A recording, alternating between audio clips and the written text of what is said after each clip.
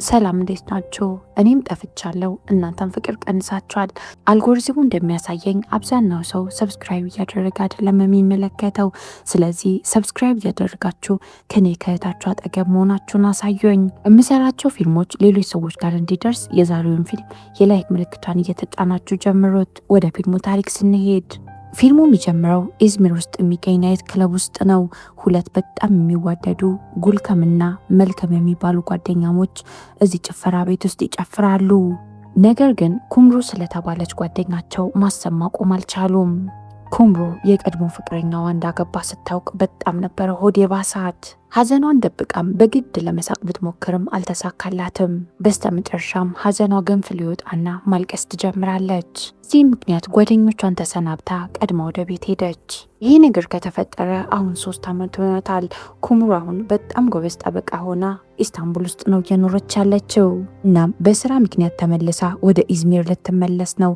ኩምሩ ኢዝሚር ውስጥ ምንም ጥሩ የምትለው ትውስታ የላትም። ኩምሩ ወደ ኢዝሚር ከመመለሷ በፊት ጋፋር የተሰኘው ሳይካትሪስቷ ጋር ትሄድና ልታማክረው ትሞክራለች። ጋፋርም ነገሮችን ከምትሸሽ ሄደሽ የሚፈጠረውን ነገር ብትጋፈጭ ይሻላል ይላታል። እሷም ሳይካትሪስቷን የመከራትን ምክር ተሰማና ወደ ኢዝሚር ሄዳ ለአንድ ደንበኛ ጥብቅና ልትቆምለት ትስማማለች። ኢዝሚር ውስጥ የሚኖር የስፖርተኛ አቋም ያለው ፋቲ የሚባል ሰው ያስተዋውቀናል። ዳቭራን የተባለው ጓደኛው ይመጣና ከእንቅልፉ ቀሰቀሰው። እነዚህ ሁለት ጓደኛሞች አንድ አይነት ህልምን ያላቸው፣ ሁለቱም በጣም ትልቅና ታዋቂ ባንድ መመስረት ይፈልጋሉ።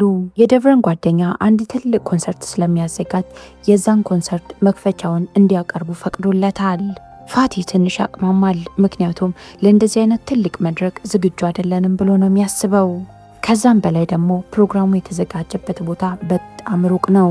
የፋቲ ቤተሰቦች በጣም ሀብታሞች ናቸው። የራሳቸው የሆነ የመኪና ኪራይ ድርጅት አላቸው። እናም አባትየው ወደዚህ ስራ እባክህ እያለ ልጁን ይጨቀጭቀዋል። ፋቲ ግን የሙዚቃ ህልሙን እስኪያሳካ ድረስ ማንም የሚለውን አይሰማም። ኩምሩ ወደ ኤርፖርት ጉዟን እያደረገች እያለ የጽሁፍ መልእክት ይገባላታል። የጓደኛዋ ሰርግ ከቀናቶች በኋላ ነው የሚከናወነው። ኩምሩ የጓደኛዋ ሰርግ ላይ ብትገኝ በጣም ነበር ደስ የሚላት። ነገር ግን የድሮ ፍቅረኛዋ እዛ ላይ ተገኝቶ እሱም ማግኘት ስለማትፈልግ የምታረገው ነገር ግራ ግብት ነበር ያላት። ፋቲ ኮንሰርቱ ላይ መገኘት ካለበት መኪና ያስፈልገዋል። በዚህም ምክንያት አባቱን መኪና ለመጠየቅ ይሄዳል። የፋቲም አባት ሰሊም እሺ መኪና ሰጣለሁ ብሎ ይስማማል። ነገር ግን አንድ ቅድመ ሁኔታ አስቀመጠለት። ይህም ቅድመ ሁኔታ ሰሞኑን የመኪና ኪራይ ከነሹፌሩ የምትፈልግ አንዲት ሴት አለች። ለዚች ሴት ሹፌር ሆነ የምትሰራልኝ ከሆነ መኪና ሰጣለሁ ይለዋል። ቺም ደንበኛ በስራክ በጣም ደስተኛ የምትሆን ከሆነ ምንም አታስብ፣ መኪናውን እሰጥሃለሁ አለው። እቺም ደንበኛ ማን ብትሆን ጥሩ ነው? ኩምሩ ናት። ኩምሩም ልክ ኤርፖርት እንደደረሰች ነበር ለፋቲ የደወለችለት። ፋቲ እዛው ኤርፖርት አካባቢ እየጠበቃት ነበር። ነገር ግን ከአንዲት ህፃን ልጅ ጋር እየተጫወተ ስልኩን ማንሳት እንኳን ይረሳል። በመጨረሻም ህፃናቶቹ ስሙን ሲጠሩት ትሰማና ትጠራውና እኔ ነኝ ደንበኛ አለችው። እሱም ወደ መኪና እየሄዱ ወሬ ሊያወራት ይሞክራል። እሷ ግን ያን ያህል ወሬ የማውራት ፍላጎት ያላት አትመስልም። ጸጥ ብላ ስልኳን እየነካካች ከፊቱ እየሄደች መኪናው የቱ ጋር ቆሞ ብላ ጠየቀችው። ፋቲም የመኪናውን በር ሳይከፍትላት ፈጠን ብሎ መኪና ውስጥ ይገባና የመኪናውን ሞተር ያስነሳል። ኩምሩ የፋቲ ባህሪ ያን ያህል አልተመቻትም። እንዲሁ ይሆን ብላ ነገሮችን ጸጥ ብላ ታሳልፋለች። መንገድም ከተጀመረ በኋላ ፋቲ ከሷ ጋር ለማውራት መሞከሩን አላቆመም። ከዚህ በፊት ወደ ኢዝሚር መተሽ ታውቂያለሽ ብሎ ይጠይቃታል። እሷም ተወልጄ ያደግኩት እዚህ ነው፣ ከ3 ዓመት በፊት ነው ወደ ኢስታንቡል በአንዳንድ ነገሮች ምክንያት የገባሁት አለችው። ፋቲ አሁንም ማውራት አለመፈለጓን ሊረዳት አልቻለም። እንዲሁ ዝም ብሎ ይለፈልፍባታል።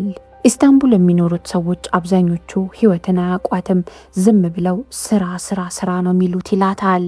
ኩምሩ መኪናዋ ነዳጅ እንደሌላ ስትመለከት እንዴት ነዳጅ ሳቀዳ ትመጣለ ብላ ትቆጣዋለች። ፋቲ እኔ ቋሚ ሹፌር አይደለሁም፣ ይህንን ስራ እንድሰራ ዛሬ ስለተገደድኩ ብቻ ነው ይላታል። በስተመጨረሻም ነዳጅ ሊቀዱ በቆሙበት ፋቲ እውነቱን ይነግራታል። ድርጅቱ የአባቴ ነው፣ እናም መኪና ፈልጌ ሄጄ ስጠይቀው ይህንን ስራ እንድሰራ አስገድዶኝ ነው ይላታል። ነዳጁም እስኪሞላ ድረስ ኩምሩ ምንድን ነው የምትሰራው ብላ ጠየቀችው። እሱም ደረቱን ነፍቶ ሙዚቀኛ መሆኑን ነገራት። እሷም የት አካባቢ ነው ዘፈን የምትጫወተው? ስንት ዘፈን አለ ብላ ስጠይቀው ጸጥ ነበር ያለው። በስተመጨረሻም ፋቲ ኩምሩ የምትፈልግበት ቦታ ደረሳትና አንቺ ወደ ውስጥ ግቢ፣ እኔ ፓርኪንግ ቦታ ፈልጌ መኪናውን አቆመዋለሁ ይላታል። እሷም ቀጥ ብላ ወደ ህንፃው ገብታ የህንፃው ሊፍት እየተስተካከለ መሆኑን ሳታውቅ እዛው ተቀርቅራ ቀረች። እርዳታ ብትጠይቅም የሚያስተካክለው ሰው ጆሮው ላይ ኤርፎን አድርጎ ስለነበር ምንም ሊሰማት አልቻለም። ኩምሩም በጣም ደንግጣና ፈርታ ፈጠን ብላ ፋቲ ጋር ተደውልለትና የተፈጠረውን ነገረችው። ፋቲም መኪና ማቆሚያ ቦታ ሲያጣ አንድ ሬስቶራንት በር ላይ ያቆመውና እባካችሁ መኪናው እዚህ ጋ ይቆም፣ ስመለስ በጣም ብዙ ምግብ ነው ምገዛችሁ ብሎ ቃል ይገባል። ከዛም ሊፍት ውስጥ አንዲት ሴት እንዳለች ለሚያስተካክለው ሰው ከነገረው በኋላ ኩምሩን ለማረጋጋት ወደ እሷ ቀረብ ለማለት ይሞክራል። ከዛም ካለችበት ድንጋጤ እንድትረጋጋ ወሬ ያወራት ጀመር። ኩምሩ እንደ መረጋጋት የባሰ እየተናደደች እየመጣች ነው። ከተቀረቀረው ሊፍት ውስጥም ከወጣች በኋላ እንደ ማመስገን በጣም ነበረ በፋቲ የተናደደችበት። ፋቲም በተቻለኝ አቅም አንቺን ለማረጋጋትና ለሽበትን ነገር ለማስረሳት ሞክሬያለሁ፣ አሁን አትጮይብኝ ይላታል። ብዙም ሳይቆይ የኩምሩ ደንበኛ ሄለን ትመጣለች። ከዛም ባለቤቷ ከአንድም 3 ጠበቃ እንደቀጠረ ነገረቻት።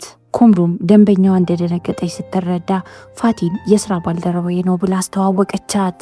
ባልና ሚስት የሚገናኙና ንብረታቸው እንዴት እንደሚከፋፈሉ በጠበቃቸው በኩል ማውራት ይጀምራሉ። በመጀመሪያ ባል ተስማምቶ ለሚስቱ ግማሽ ንብረቱ እንደሚሰጣት ተናግሮ ነበር። አሁን ግን ሀሳቡን ቀይሮ ምንም ነገር ሊሰጣት እንደማይፈልግ ይናገራል። በትዳር ውስጥ በነበርንበት ጊዜ እኔ ነበርኩኝ ሙሉ ለሙሉ ስራውን ስሰራ የነበርኩት ይላል። በዚህ መሃል ሰብጌት የተባለው ሰው ስልኩ ይጮሃል። ኩምሩም ወዲያው የተጠራጠረችው ቅምጡ እንደደወለች ነው። በተለይ ደግሞ ስልኩን ለማንሳት ከክፍሉ ሲወጣ ጥርጣሬዋ ይጨምራል።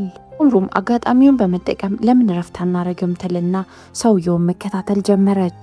ከሌላ ሴት ጋር እያወራ ያለ በስልኳ ቪዲዮ ትቀርጸዋለች። እሱም ብቻ አይደለም ወረቀት ላይ የጻፈውን ነገር እሱ ከወጣ በኋላ እንዴትም ብላ ነበበችው። ሄለንም ከፋቲ ጋር ብቻዋን ስለነበረች አሁንም ድረስ ባሏ እንደምትወደው አልዋሸችውም። እውነቱን ነበር የነገረችው። ኩምሩም የንብረት ክፍፍሉን ሌላ ቀን ብናረገውስ ጊዜ ብንወስድ ስትልና ሀሳብ ታመጣለች።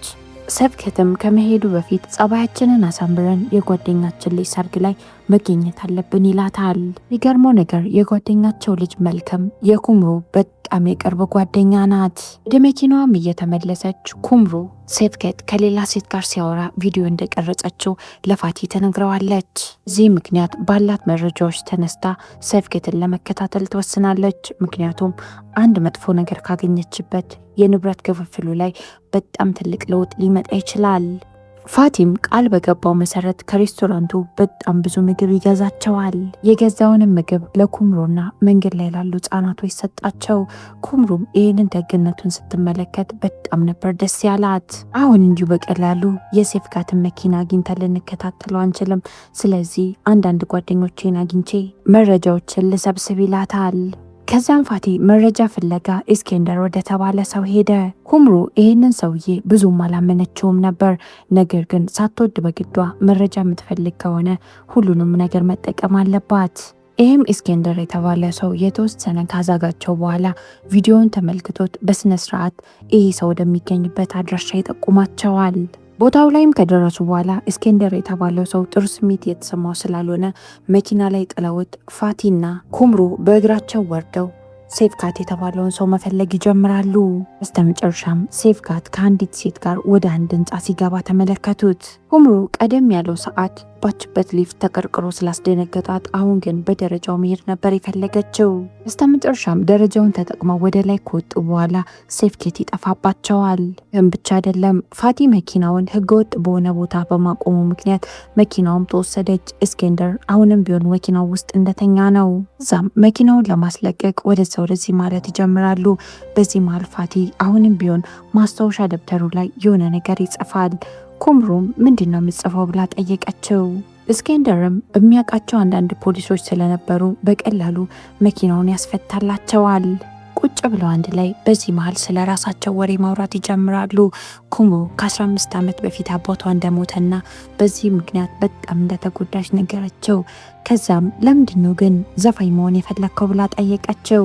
ፋቲም እውነተኛ ደስታ በምንም አይነት ሁኔታ በገንዘብ መገዛት አይችልም አላት። ሁለቱም ሳያውቁት በተቀራረቡ ቁጥር አንዳቸው ለአንዳቸው ጥሩ ስሜት እየተሰማቸው እየመጣ ነው። ኩምሩም ይህንን አጋጣሚ በመጠቀም አንድ ላይ ሄደን እናቴን እንያት አለቻቸው። እነሱም ተከትለዋት ወደ እሷ እናት ቤት ይሄዳሉ። ፋቲም እናት ቤት ባዶ እጅ አይኬድም ብሎ መንገድ ላይ ምግብ ይገዛል። ኩምሩ ከፋቲ ጋር እናቷ ቤት እየሄደች እያለ በጣም የምትወዳት ጓደኛዋ ጎልቸምን አገኘቻት። ጎልቸምም የጓደኛችን ሰርግ ላይ እንዳትቀሪ አደራሽን ብላ ኩምሩን አደራ ትላታለች። ኩምሩም ሰርጉ ላይ አለመገኘት ስለፈለገች ልክ ጓደኛዋን ስታይ ምክንያት መደርደር ነበር የጀመረችው። ኩምሩና ጎልቸም ለብቻቸውን እያወሩ እየሄዱ እያለ ጎልቸም ኩምሩን ይህ ልጅ ምንሽ ነው ብላ ጠየቀቻት። ኩምሩ ምንም አልመለሰችም፣ ጸጥ ነበር ያለችው። ፍቅረኛሽ ካልሆነና ካልተመቸሽ እኔ ብጠብሰው ደስ ይለኛል ትላታለች። ኩምሩም ስነስርዓት ያዥ ያለቻት። ፋቲ ምሽት ላይ ከጓደኛው ጋር ኮንሰርት ስላለበት እዛ ላይ ለመገኘት ስራውን ቶሎ ለመጨረስ እየተሯሯጠ ነው። ነገሮች ፋቲ እንዳላሰቡት ቶሎ ካላለቀለት ሀሳቡ እስኬንደር ኩምሩን የፈለገችበት ቦታ እንዲያደርሳት ነው። ኩምሩ እናትየው ወዳለችበት ቦታ ከደረሰችም በኋላ ፈጥና ሄዳ እናቷን ሰላም አላለቻትም። ጓደኛዋ ነበረች ከመኪናው ወጥታ ፈጥና እናቷን ሰላም ያለቻት። ፋቲን ለምንድን ነው እናትሽን ጓግተሽ ሄደሽ ሰላም ማትያት ብሎ ይጠይቃታል። በዚህ ሰዓት ነው ኩምሩ የእውነት የሚሰማትን ስሜት የነገረችው። አባቴ በህይወት እያለ ትልቅ የመንግስት ቢሮ ውስጥ ኢስታንቡል ውስጥ ነበር የሚሰራው። እናቴ ናት ጨቅጭቃ ወደዚህ ወደ ዝሚር እንዲመጣ ያደረገችው አለችው። እናም አባቴ እዚህ መጥቶ የጀመረው ስራም አልተመቸውም። በጣም ብዙ ጠላቶች አፈራና በእነሱ ክስ ተመስርቶበት ስራውን አቆማለችው። አባቴ ኢስታንቡል እያለ ደስተኛና ጎበዝ ነበር። በእናቴ ምክንያት እዚህ መጥቶ እንዳዘነና እንደተገዘ ሞተ ትለዋለች። ኩምሩም እናቷን ሰላም ካለቻት በኋላ ፋቲና እናቷን አስተዋወቀቻቸው። ዘይነብ ልጇን ሳታይ ረጅም ጊዜ ስለቆየች እባክሽ ቶሎ አትጂ ትንሽ ከኔ ጋር ቆይ ብላ ጠየቀቻት። ፋቲም ለተፈጠረው ነገር ሁሉ እናትሽ የምትወቅሽ ከሆነ እሷ ብቻ አይደለም የምትጎዳው አንቺም ትጎጃለሽ። ስለዚህ ከእናትሽ ጋር እርቅ አውርጂ ብሎ መከራት። ከዛም ወደ ኩምሩ የድሮ ክፍል ከገባ በኋላ ክራንች ይመለከታል። ይሄ ክራንች የማን ነው ብሎ ይጠይቃታል። ኩምሩም አሁንም ታሪኳን ትነግረዋለች። ከረጅም ዓመታት በፊት በጣም መወደው ሚት የተባለ ፍቅረኛ ነበረኝ። እናም ለምንም ምክንያት ከኔ ጋር ተጣልቶ ሌላ ሴት አገባለችው። ኩምሩም ከዚች ሴት ጋር በጣም በፍጥነት ስለተጋባ ግንኙነታቸውም ቅርብ ስለሆነብኝ እኔ ላይ እሷን የደረበ እየመሰለኝ በጣም ነበር የሚከፋኝ። የዛን ሰዓት በጣም አስጠቃቂ የሆነ አደጋ ደረሰብኝ አለችው። ኩምሩ እንደ እውነቱ ከሆነ በምንም አይነት ሁኔታ የጓደኛዬ ሰርግ ላይ ባልገኝ ደስ ይለኛል ትለዋለች። ምክንያቱም እዛ ሰርግ ላይ ሚት እንደሚገኝ በጣም እርግጠኛ ናት።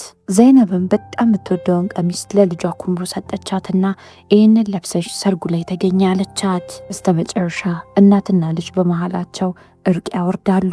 በዚህ መሃል ዳቭራን የተባለው የፋቲ ጓደኛ ይደውልለታል። እናም ለኮንሰርቱ እየተዘጋጀ ሰዓታችን ደርሷል ይለዋል። ፋቲም ህልሙን ለማሳካት ኩምሩን አስፈቅዶ ለመሄድ ይወስናል። ነገር ግን በጣም ቆንጅዬ ሆናና ዘንጣ ሲመለከታት እሷን ጥሎ የመሄዱን ሀሳብ ቀየረ።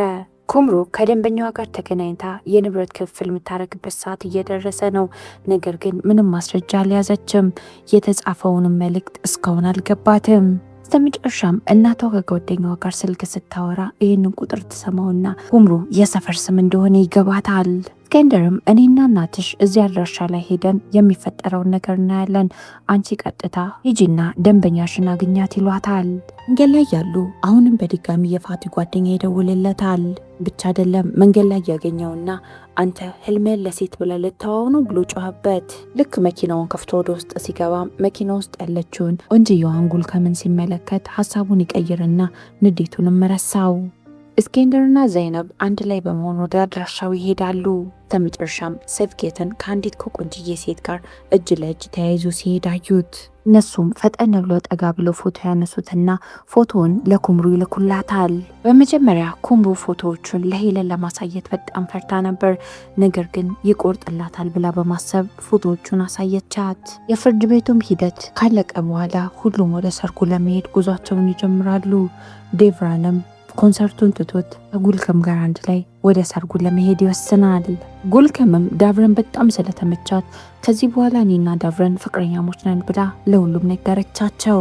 ኩምሩም የጓደኛዋ ፍጥነት በጣም ስለገረማት ነገሮችን እንደዚህ በፍጥነት አትወስኝ አለቻት።